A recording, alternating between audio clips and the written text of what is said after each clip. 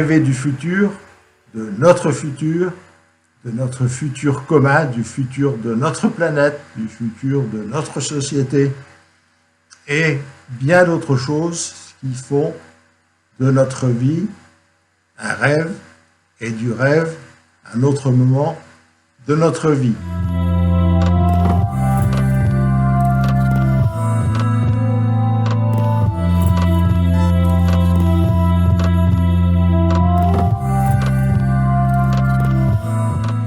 Le rêve, c'est souvent le déclic pour faire de grandes choses.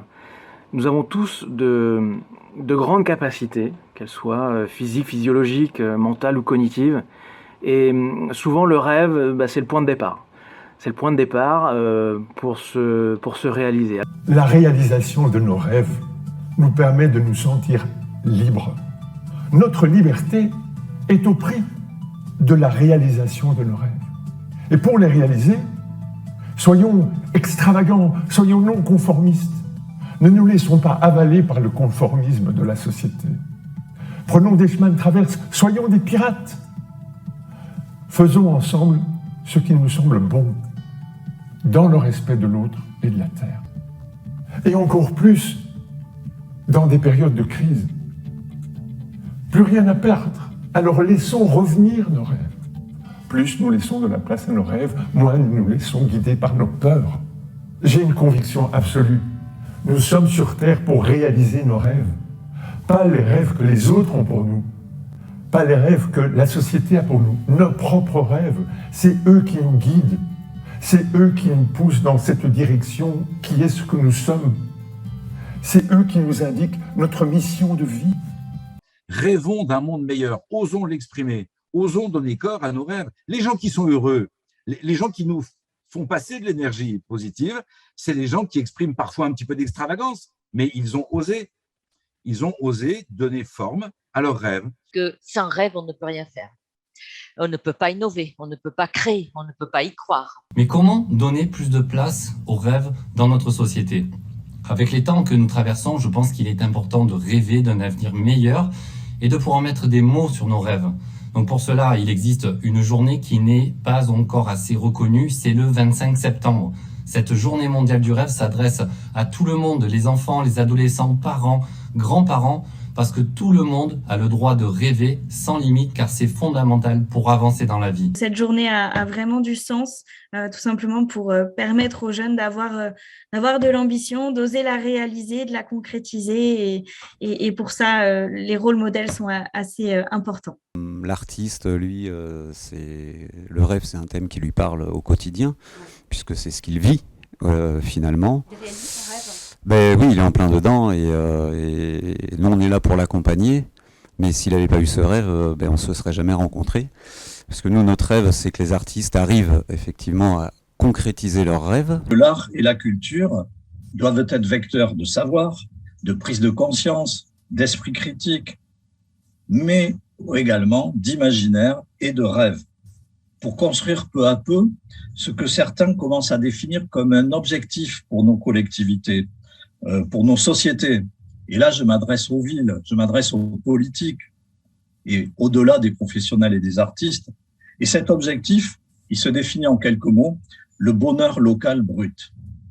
D'où l'importance que les villes, les villages, les artistes soient présents pour cette journée mondiale du rêve, en espérant que les professionnels, et en premier lieu le ministère de la Culture, jugent bon de s'y associer. Moi, ce que je souhaite développer, bien évidemment, c'est déjà de sensibiliser un maximum de personnes, les associations, que ce soit sur l'accès à la culture, que ce soit sur la projection, l'orientation, ce genre de choses, utiliser le rêve comme un moteur et créer un événement qui rassemble un petit peu tous les publics et qui permet de passer de rêve à certainement la réalité. Et cette journée mondiale du rêve, elle s'adresse à qui ? Elle s'adresse à chacun d'entre nous. Elle s'adresse aux 7,5 milliards de rêveurs qui actuellement vivent sur notre petite planète bleue. The United Nations did a study, and it was calculated that in the past 30 years, we've been on this continual journey of human development and progress. but most recently, we've actually moved backwards. And so I share that because World Dream Day this year situates itself against the backdrop of an awareness that we stand at a crossroads, whereby which we have to be aware of, will we collectively be able to move forward and really activate the potential that exists with us individually and collectively. Alors à quoi ça sert de rêver? À quoi sert le rêve? C'est une bonne question. Peut-être à espérer, s'autoriser à vivre, voire devenir la meilleure version de nous-mêmes? Vous l'aurez certainement constaté comme moi, à l'ère du digital, tout s'accélère, le temps nous manque, nous file, nous courons après ce temps entre les objectifs à accomplir, les activités des sorties que nous nous programmons le week-end. Bref, le temps est précieux. À la journée mondiale du rêve, le 25 septembre, j'ai envie de vous envoyer une invitation. Faites une pause, tout simplement. Alors moi, j'invite tout le monde à repenser c'est quoi mon rêve et de noter ses rêves. Même de les noter sur le mur, dans les toilettes, dans sa maison, dans sa chambre, sur le miroir. Noter ses rêves et tous les jours faire quelque chose pour atteindre son rêve. Croyez en vous, croyez en vos rêves si vous n'en avez pas. Ayez-en, c'est absolument fondamental, c'est tellement enthousiasmant. Même si on n'y arrive pas, même si on ne réalise pas son rêve, le fait d'avoir essayé, mais dans la tête, ça fait un bien de fou.